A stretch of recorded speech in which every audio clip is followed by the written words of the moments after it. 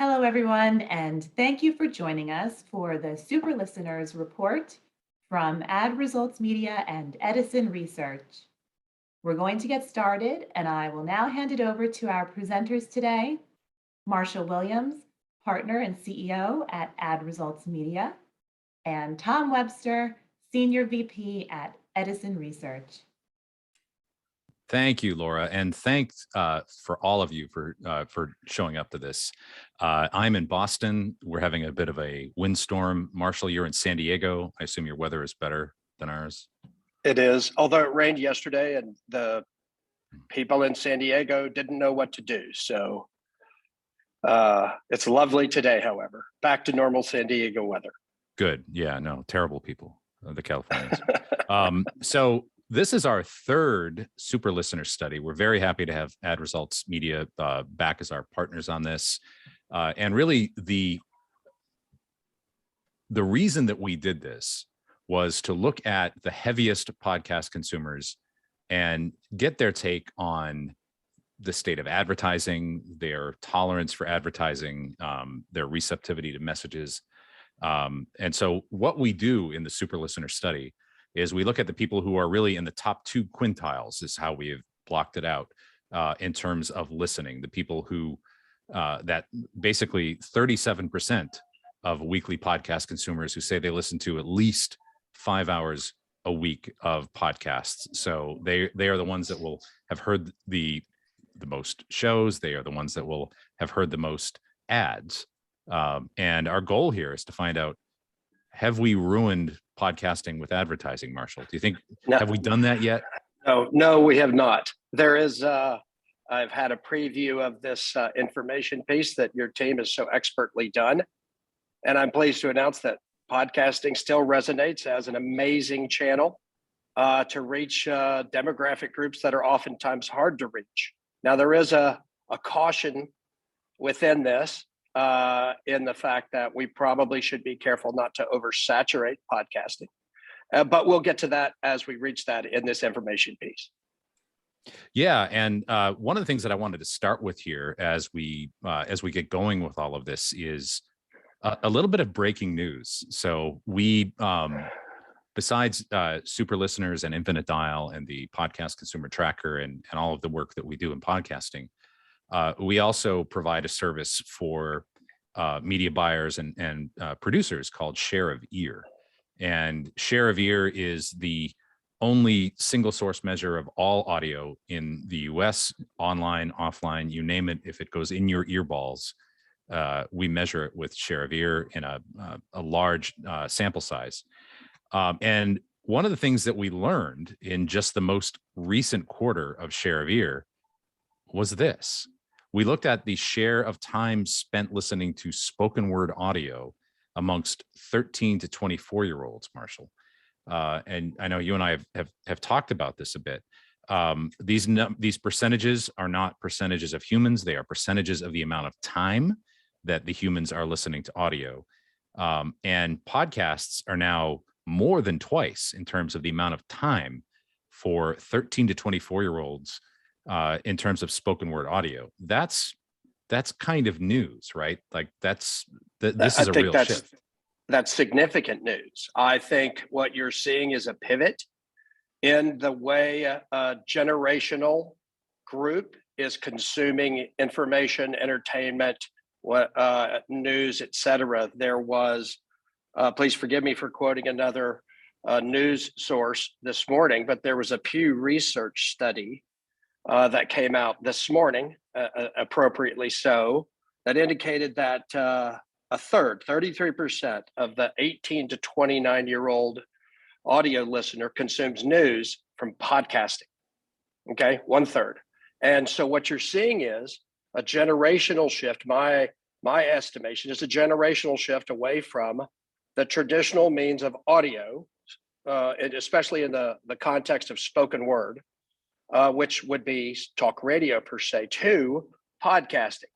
Okay, it is a demographic group of individuals who have used their mobile device for all of their information needs and will continue to do so. So I think this younger demographic I know you're seeing 35 versus 16% of podcast consumption versus radio. I think you'll continue to see that deviation take place, that chasm between consuming traditional spoken word audio on radio and podcasting. I think it'll continue to grow. And that younger demographic is critically important to brands who are trying to establish a brand loyalty, brand affinity with that younger demographic. So as they age, they continue to be consumers of that product. So this is very promising for podcasting. And I want to just remind everyone that this is 13 to 24, and these percentages are not, again, they are percentages of the amount of time that we spend listening to audio and not humans. But it's very, very clear on the young end that podcasting has really taken over as the most, I think, significant source of spoken word audio, at least in younger demographics. So on with the show here. As I mentioned at the outset, the super listeners, as we define them, are podcast listeners. They're weekly podcast listeners that listen at least 5 hours a week. That puts them in the top 2 quintiles, basically, as we track it. Right now, that's about 37%. This is an arbitrary bar, of course, that we are drawing in for the purposes of this survey. But the goal here is that these are the people who are really in depth, really knowledgeable about the space, really spend the most time, and are going to be, as we've said in this space before, the canaries in a coal mine for advertising and the quality and quantity of advertising. So, and all of this data is weighted to the most recent infinite dial information, which we're going to update next month at Podcast Movement Evolutions. I hope to see some of you there. So let's start with demographics. So super listeners, again, we have drawn this bar at 5 hours a week or more, are slightly more male. And that's really indicative, I think, of the kind of heritage of podcasting. The longer you have spent with the medium, the more you listen. So people that are in this sample are much more likely to be kind of veteran podcast listeners. They've really made podcasts a part of their life. And so they do lean a little bit more male. When you look at the infinite dial data we have for people that ever listen to a podcast, it's much more equal, I think, between men and women. And the super listener demographic. One thing about that, Tom, is that demographic has actually shifted to be more female over time. Originally, podcasting was 70-30, 80-20 male to female. So that's a nice shift. I think some of the specific content, true crime, some of the entertainment content has pivoted more towards female listeners. And I think you'll continue to see that segment grow. So that's very promising. Yeah, 100%. And I think as more quality content gets put out there, right? I mean, that's exactly what you're suggesting. We're going to see that equilibrate even more. And again, in terms of the demographics that have ever listened to a podcast, it is pretty much 50-50 at this point. With super listeners, we do see that 25 to 44 is really kind of the sweet spot here. There certainly are healthy percentages of people in the other demographics, but 25 to 44 is really that kind of core heavy user of podcasts. They're a bit whiter than the population, just a hair. And again, that continues to improve. One of the things that we have seen over the last couple of years, we've done 2 years now of the Latino podcast listener study and 1 year of the Black podcast listener study. We saw pretty sizable growth with Latinos in the kind of year over year from the first year of that project. So we are starting to see that start to become more like the population. Certainly when podcasting very first started, it was hugely male, hugely white. And all of those things are really equilibrating over time. One of the things that we wanted to point out, which is really kind of an interesting aspect of this slice of the population, because it is a big slice of the population, right, is that they are more and more likely to subscribe to things that are advertising free or at least ad Spartan. We can see here that the percentage of super listeners that subscribe to any one of these premium video services, it's nearly 100%, right? It's 94%. Huge growth in live TV streaming, continual growth in things like premium channels like HBO and Showtime, and of course Netflix is fairly ubiquitous, and very likely to subscribe to premium audio channels. And so, Marshall, I think the thing to note about this significant swath of the population is that they are hard to reach, right? Like if you're not reaching them with a podcast. Certainly through traditional media channels, linear TV, newspapers, etc. This consumer has elected and had the opportunity to self-select their media of choice.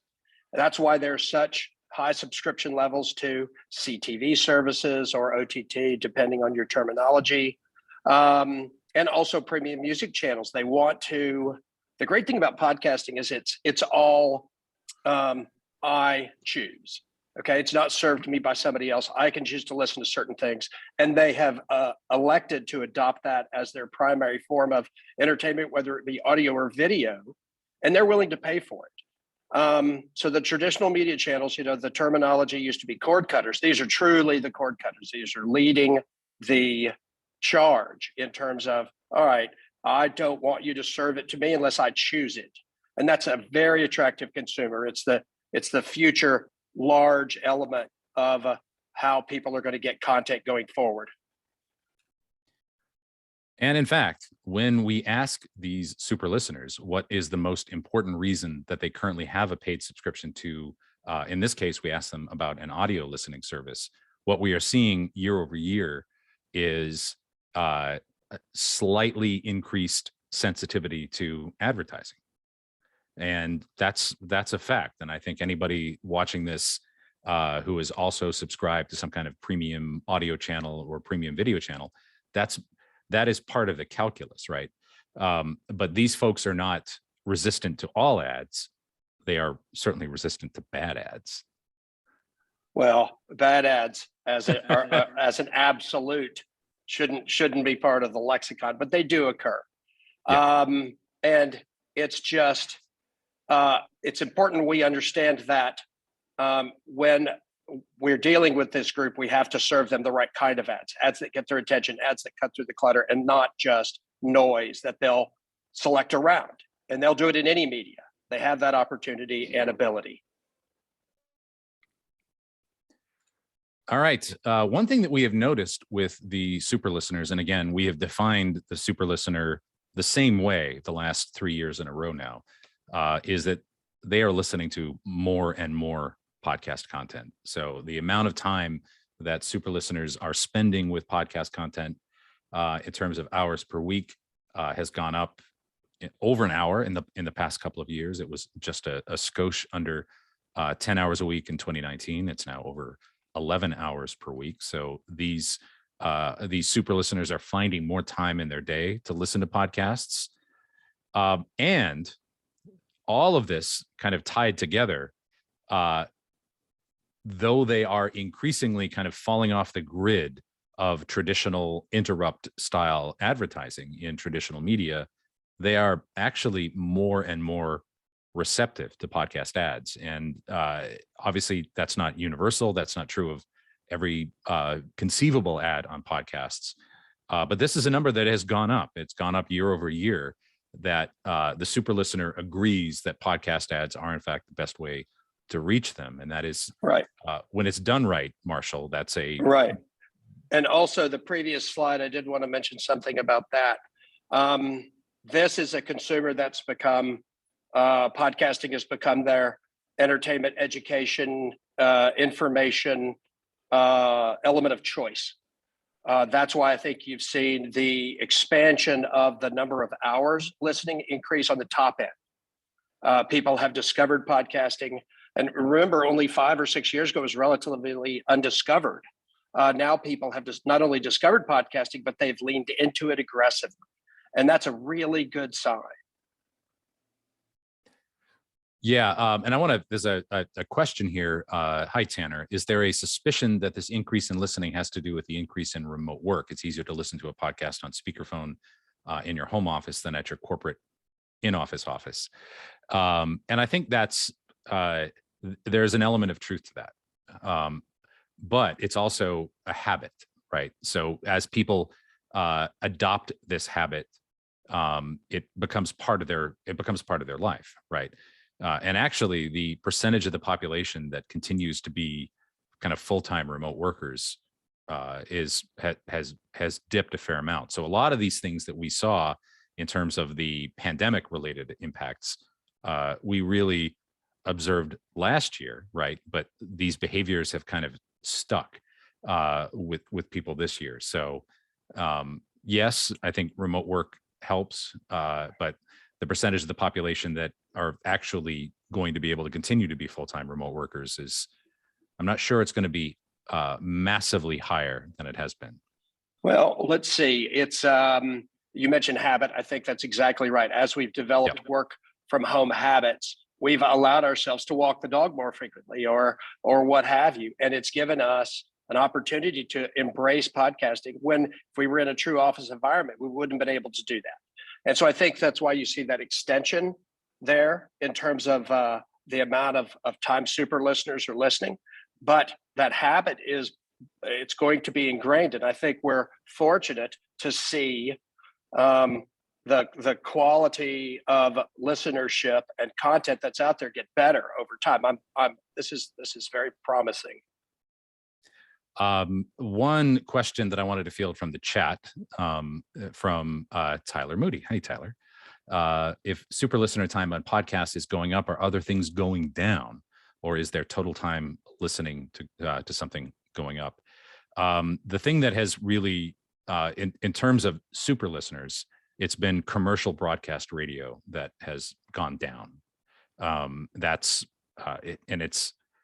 Super listeners are already much more active consumers of audio. They listen to a lot more audio than the average American, but it is a bit of a zero-sum game. So there's absolutely been some deterioration, I think, in commercial broadcast radio on the spoken word side for where a lot of that audio time is going. All right.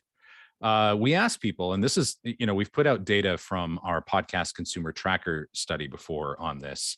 But when you ask people, where do they ever consume podcasts? YouTube does pop up to the top here. It doesn't mean it's the number one source in terms of you most often listen to podcasts, which we're going to get to in a moment.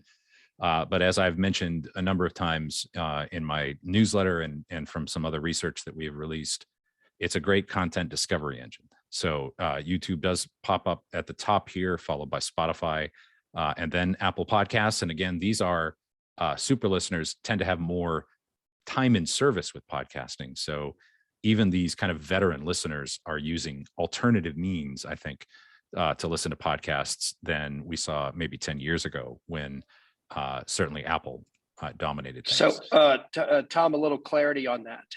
As YouTube becomes a ever listened to channel, is that people in a mobile capacity pressing play on a podcast and minimizing that just to listen, or is it the AV component of podcasting on YouTube?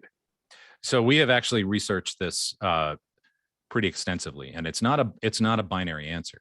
Are you better off having a video component to your podcast? You are, for engagement purposes.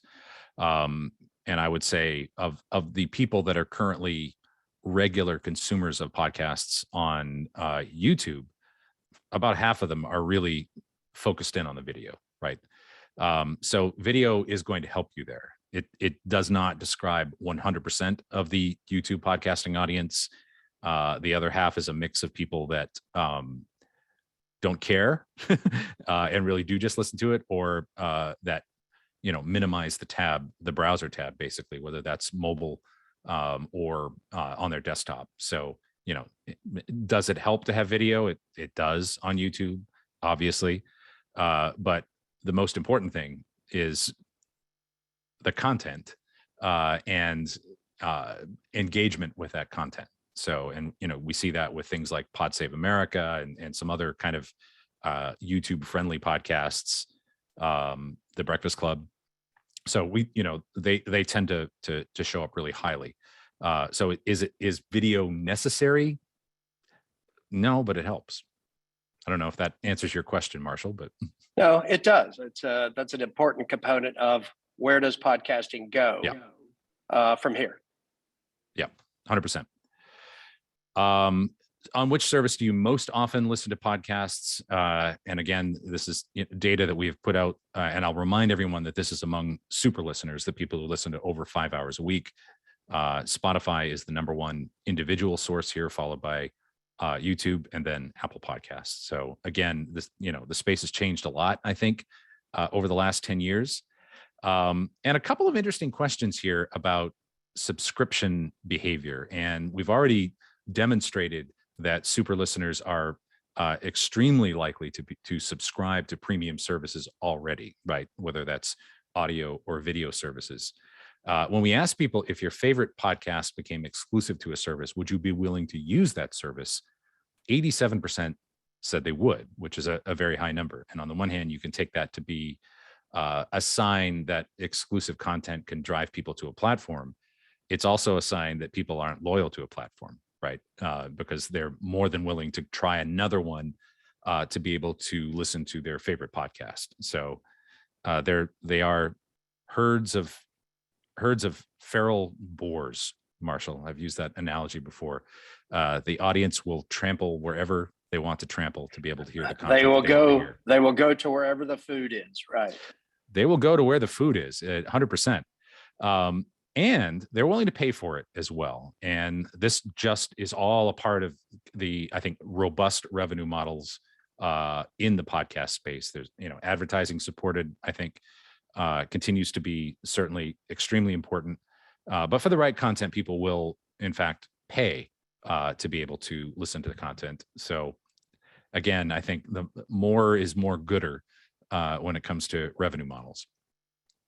I mentioned before about YouTube and its importance for discovery, and you see this here. In general, how do you discover podcasts most often? And searching on YouTube is now number one. And recommendations used to be number one on this list. We've asked this question for 16 years now, Marshall. I was just a boy when we started asking these kinds of questions. But we have been asking this question for quite some time, and searching on YouTube being number one on the list is kind of newish, with so much of podcasting being driven by word of mouth, recommendations, friends and family, and so on. Certainly cross promotion, super important, as we have seen. Well, I think this demographic that is truly embracing podcast has grown up on YouTube. And I think it's become a ubiquitous search engine for them. And so I think that's why you see that jump over the past 2 years. I think it's something we need to pay particular attention to going forward. Yep. This is a kind of a spicy meatball, I think, in terms of the flow of this, but I loved this data point. If you started listening to an existing podcast, are you going to go back and start with the very first episode? Are you going to pick and choose? Or listen from the current episode? And especially with the kind of time and service that a lot of the top podcasts have, right, going back well over a decade, some of them, going back and starting with the first episode, 42% said that they're going to do that. And I think that's indicative of the level of engagement that super listeners have with the medium, that they would actually seek that out.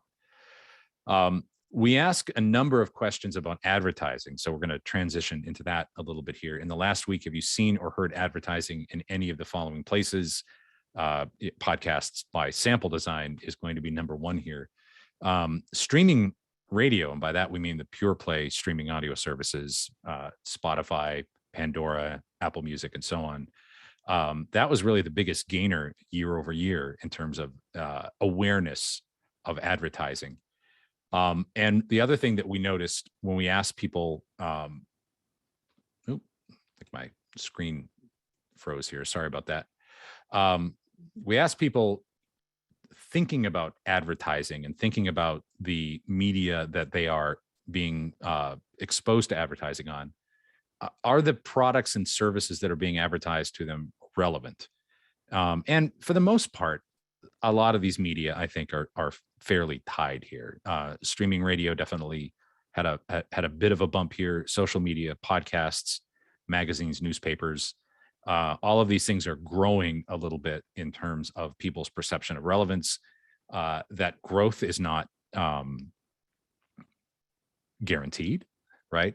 I think that's more a function of these media getting better at serving contextually relevant advertising to the communities that they serve. So I think a complete agreement there. A complete agreement there. They've done a better job of being able to refine targeting in terms of their advertising approach. And so the ads contextually, as you mentioned, are much more relevant. So I think that's well said. Podcasting doesn't have the same level of data to support audience segmentation, but the advertisers have done a very good job of targeting consumers that fit their brands. So that's why it shows up almost parallel with social media, et cetera. All right. We asked people if they were more willing to consider products and services after you hear about them on various media. And here's where you do see podcasts pop to the fore here. I mean, statistically, it's a bit of a tie, I think, this year between podcasts, magazines, newspapers, and streaming radio. But there is at least an acknowledgement that there's a greater receptivity to the messages that people hear about on podcasts. And this, my favorite question year over year, relative to other types of media, are there way too many ads on each of these sources? And, live television gets hammered a little bit here. Social media now, I think AM, FM radio. And podcasting is at the bottom of this. And again, these are the people that would have heard the most advertising because they are in the top kind of 2 quintiles of listening. So these are the folks that would have heard the most ads. But podcasting is still at the bottom of this list. So on the one hand, I think we've not ruined it yet, Marshall, but this number does grow year over year. Right. So you're correct. It is at the bottom, which is promising, but we do have to keep our eye on it in the context of we don't want to oversaturate an opt-in media with too many ads. It's just going to take an individual who loves it and go, well, there's too many ads, I'll find something else. So we just need to be, this is the cautionary tale right here. We just need to be prudent about placing good quality ads in the podcast and not serving 3, 4, 5 ads in sequence to a consumer who's not used to that. They'll simply go somewhere else. So we have to, this is the cautionary part of this, and we have to be conscious of it. And I'm in that podcasting ad business, but I also don't want to turn it into just a litany of ads that are piggybacked on one another because it'll drive listeners away from good content. I don't want to do that. Well, and kind of to put all of this into context, again, we have pointed out that super listeners are very likely to subscribe to either advertising free or advertising Spartan services. People are they're noticing it, right? The percentage of super listeners year over year that say it's important to them to limit their exposure to advertising, it actually went up quite a bit in the context of a sample like this. So though we have not seemingly yet ruined podcasting with advertising, we do have to note that these are people that are conscious of the number and the amount and the quality of messaging that they are receiving in all of their media, and they're noticing it. One thing that we asked early on in this study, and we see 3 years of tracking here, compared to a year ago, do you think the total number of ads in the podcasts you regularly listen to has increased, stayed the same, or decreased? And it's mildly going up. It's not going down. And I think we see that certainly in the biggest podcasts. I'm not sure that we see that in the really long tail, Marshall. But certainly the top podcasts, I think the ad load has gone up a bit. Agreed. And it's again, this is the cautionary part of this. We just have to be conscious of making sure we serve high quality ads and don't. It's a medium where if we start to, I love terrestrial radio, but oftentimes terrestrial radio can have 4, 5, 6 ads in a stop set, and that takes you too far away from content. And it's important we keep our eye on this because this is the super fan. And if they feel like there's too many ads and they're being exposed to too many ads, we need to be careful we serve them good ads and that we manage their expectations. Yeah, and talk about good ads. And I know brand safety is very much in the news in terms of the quality of the content and the potentially controversial nature of some of the content that's out there. I mean, what have you seen around brand safety, and what's kind of the message there for advertisers? Well, the large press piece lately is obviously the Joe Rogan issue. And Joe is, and by any ranking you look at, is the largest podcast in the ecosystem. Yep. Joe had some individuals that were controversial relative to their stance on certain issues, in this case, vaccines. And so there was some fallout from that, which is great. I think Joe is a little surprised that his show was getting as much press as it was, just because he's such an advocate for the brand, and he tries to be just an individual who puts out content that he thinks is interesting, and we'll see what happens. But he addressed that. I thought Joe did a great job. The key to the advertising community is to ensure that they're aware of what they're getting into. We're working on an index right now that we can quantify content inside a particular podcast, and it will show things that are in brand safety spectrum in terms of perhaps there's profanity, perhaps there's allusion to a political piece of content, perhaps there's allusion to, in this case, vaccines for COVID. It will simply be an index that our clients can look at from a visual standpoint and go, okay, this is what I'm getting myself into. Many of our clients, from a brand suitability standpoint, suitability is critical here, because many of our clients are like, I'm okay with the content, even if it's spicy and it's adult comedy or what have you. I'm okay with that, provided I get results. Others are more inclined to be, I'm okay with certain segments of the podcast universe, but I want to stay away from political content on either end of the spectrum. And our system, our index, is going to be able to show what that contains. And I think that's important. It's not a rating per se. It's simply a visibility tool to let the advertiser know what that content contains. And I think that's where the industry should go, which is you're not going to take the foul language out of some of the adult comedy podcasts, but if you're an advertiser, you just want to know it's there. And so that's the part of our push as we sit in the industry space with our advertisers. And I just want to point out for everybody tuning in that there's no foul language in this webinar. Marshall and I we're not going to do that to you. So this is for everyone. Yeah. Wait till the Q&A session. Yeah. Okay. We'll get there. So we also asked people if they had engaged in any of a number of actions subsequent to hearing an ad on a podcast. And I want to point out, you can look at numbers like this and they can sort of slide right by you, but these are people telling you that they have engaged in a behavior based on an ad, right? And I think a lot of us would not like to admit that advertising works, but of course it does. And right off the bat here, 3/4 of super listeners say they have visited a company or product's website based on a podcast ad, considered a new product or service, purchased a product or service at 65%, used a promotional or discount code. I know you see a lot of that, Marshall, at 59%, saw a movie, read a book. And at the top of this page is page 2 of this, recommended a product or service to others. and 42% say they've switched to a different brand or product, brand of product or service that they already use. So this is, again, and really the theme of this entire, I think, data set is that these are people that are telling you, I'm trying to limit my exposure to advertising. I am trying to subscribe to things so I don't hear ads.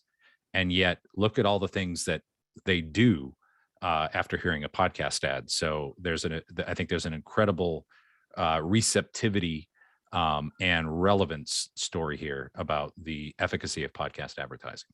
Right. The podcasting space has been, since its infancy, has been a place where direct-to-consumer brands have leaned in because they do get connective tissue with that audience, and the audience takes action. There was a New York Times article in the past 2 days about Squarespace running ads on podcasting, and the delivery levels, their response levels, were so efficient and so good that they didn't believe them. They were skeptical of that level of performance. But the podcasting space absolutely works. There are very few things that have greater connective tissue with their audience than podcast. It is a tuned in, attentive medium, and provided the ad's right and effective and well done by the host, which is the real meat and potatoes of podcasting.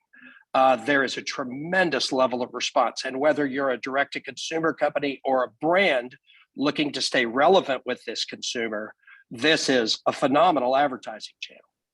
Yep. Just scrolling through the chat here, Julia Sweeney says this is a brand-safe webinar. That's our goal here. Family first. Yeah, Tanner, the Squarespace and Stamps.com, the OGs of podcast advertising.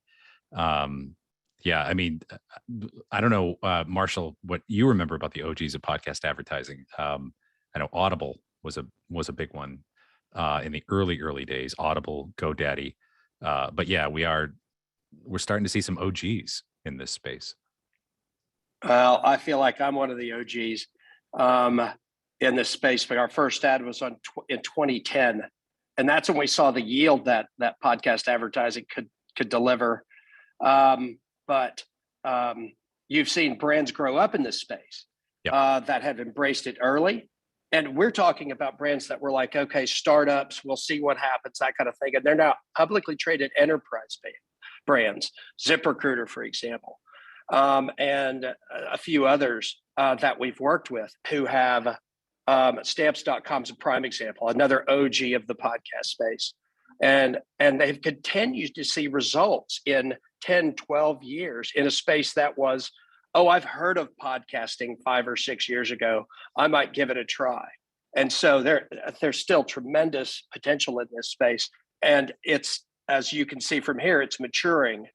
And we need to be thoughtful about how the advertising community treats podcasting. It's an aggressive space, but it can't be oversaturated with ads.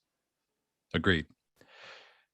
Well, and again, these highly sensitive individuals to advertising are continuing to tell us that they are more likely to purchase a product based on hearing an ad on a podcast. This actually went up year over year.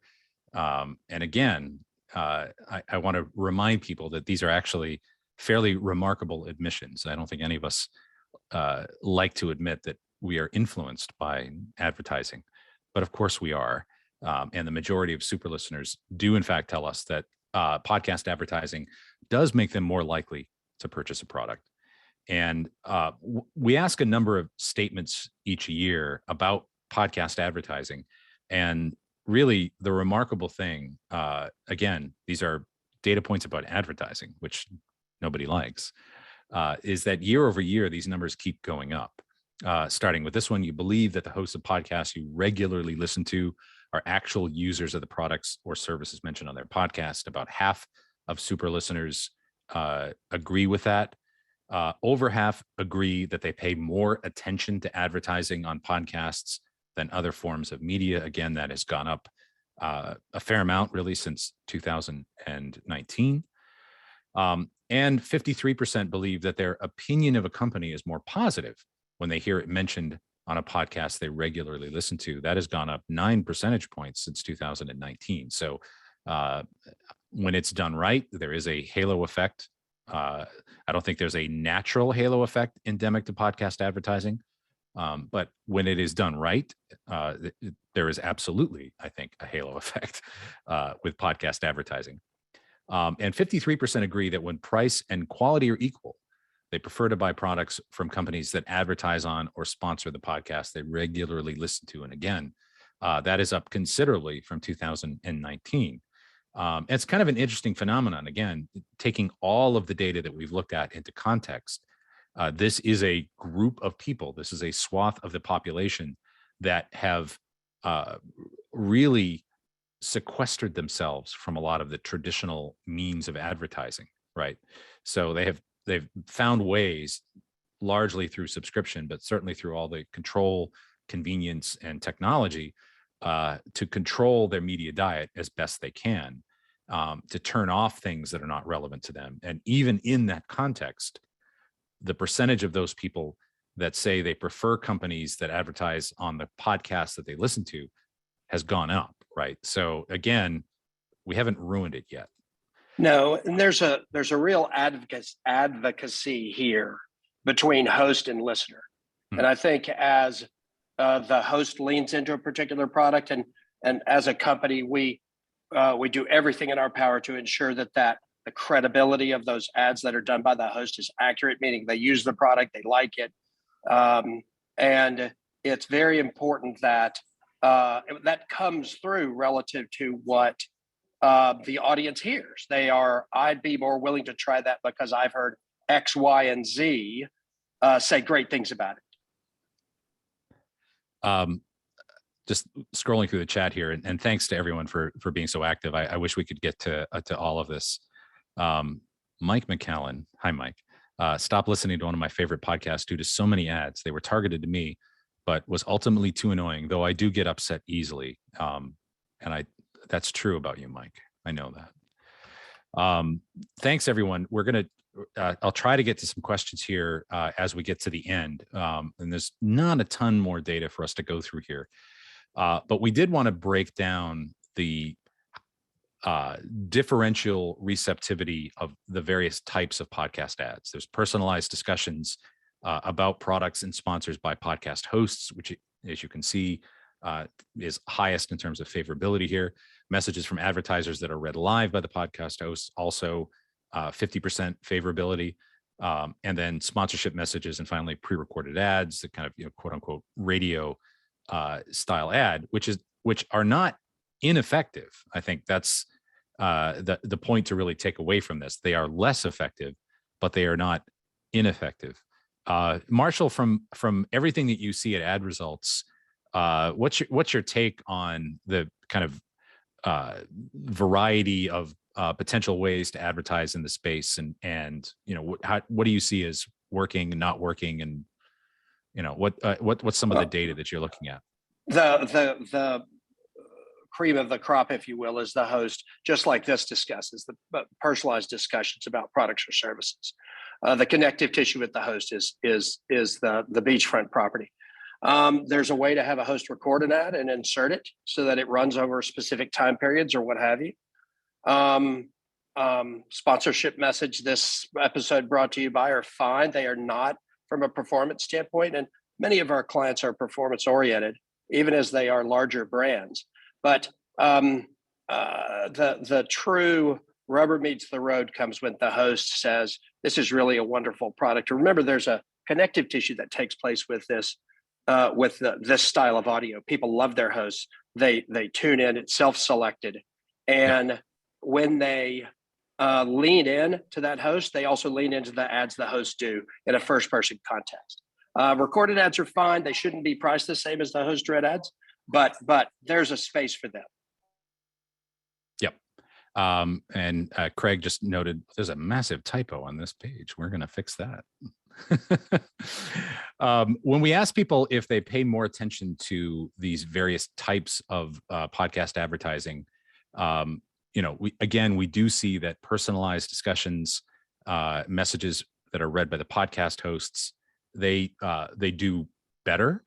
Again, it does not invalidate things like pre-recorded ads. Those don't work as well. I think anybody in this space knows that.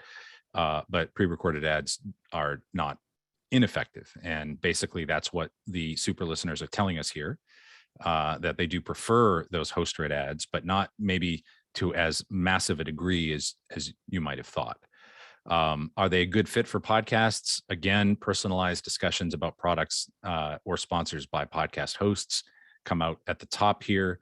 And again, host-read ads in general do a little bit better. They are the beachfront property. I think, Marshall, as you said, I love that. And when we ask people if companies that use these kinds of things understand how to reach people like you, again, it's personalized host-read ads that do a little bit better, but not enormously better. So that is a quick look at all of the data from this year's Super Listeners webinar. Let's see if we can, let's take some questions here. All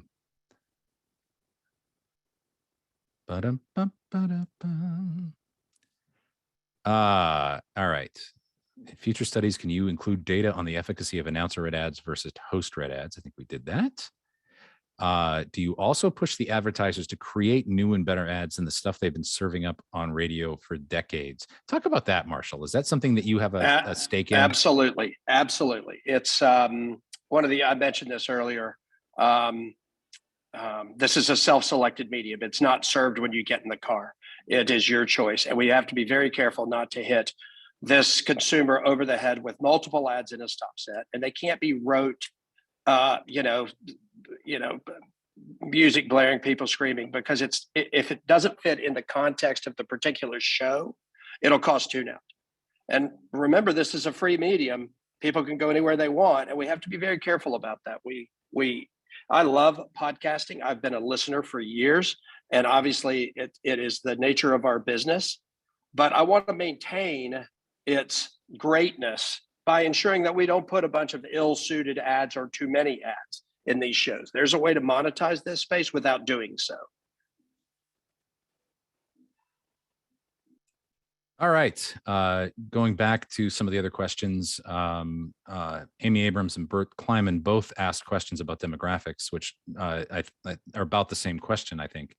And I'll read Bert's here. Is it possible that the bigger amount of 12 to 34 listening to podcasts versus radio has to do with the greater amount of targeted spoken word content available on podcasts? I think that's 100% the case. Absolutely ubiquitous with the space.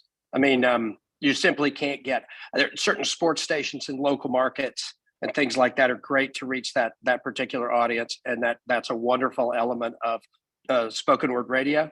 But the amount of breadth you can have in the podcast space is second to none, and that helps reach into that demographic. Yep. So we have reached the end here. Marshall, anything you want to say to kind of wrap up this whole journey that we have been on here now? I think our third year of the Super Listener Study, which I'm a massive podcast consumer myself. I don't want us to ruin things with ads. I don't think we've done that yet, and I think what we're seeing in this data kind of proves that out. But what's your 30,000-foot view on the space and where we're going next?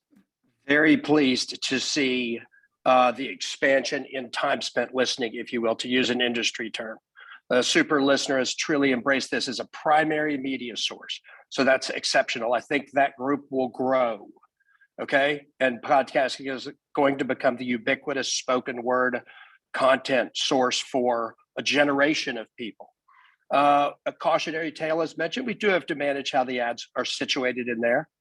This has proven to be an exceptional medium for delivering response for direct-to-consumer clients, but also brand affinity and brand alliances, because there's so many places you can go that are perfect to reach certain audiences. And you can't get that in most other media. Excited about what the future holds. I think this is a robust space that's going to continue to grow, not just domestically, but internationally and in foreign languages. And so get ready. I think we're still at the beginning of this. Yeah, 100. The foreign language part of it, I think, is really, I think, going to explode. John asks, will this info and videos be available at a later date in the near future? Yes, if you're registered, you'll be sent this. AJ writes, I've bought Simply Safe due to Bill Simmons. I was going to rob your home, AJ, but now I won't. So thanks for that. Have you looked at the impact of paid subscriptions to podcasts versus free podcasts? That's an interesting question. Impact in terms of advertising, I'm not sure that we have looked at. Paid subscriptions are still relatively small. Yeah. They tend to be specific and very linear in terms of content, extended content, that kind of thing. I think they'll probably stay where they are. Relative to advertising, some still contain ads. Spotify, for example, still has the spoken host read ads, and there is no plans for them to move those. Even they have a paywall for their music stream, but there is no plans to add that. So I think paid subscription models for podcasting will still remain constant, relatively strong. I think it will expand as an advertising based revenue source for podcasting. I think we'll continue to see that. All right, Marshall, I have one last question for you. Hit me. What's your favorite podcast? Or can you play?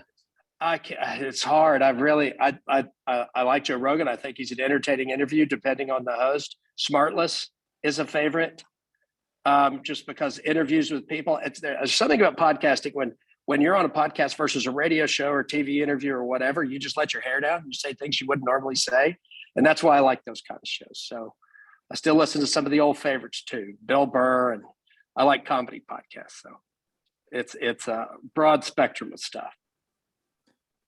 Well, and yours? We have not. And yours?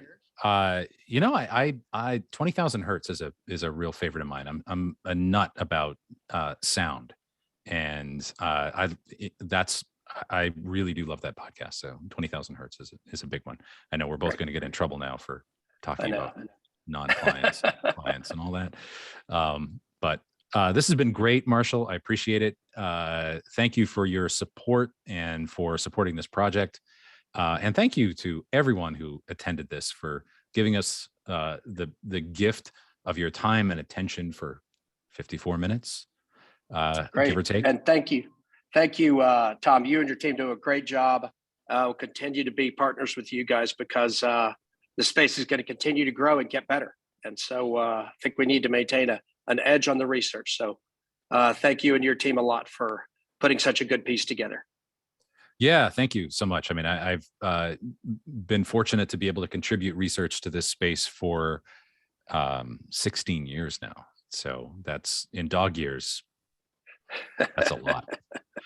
Thanks, everyone. Hope to see some of you on the road. Hope to see some of you maybe at Podcast Movement or some other events down the calendar. And Marshall, I hope to see you soon. Yeah, I hope so as well. Look forward to seeing everyone in person. Cheers. Cheers.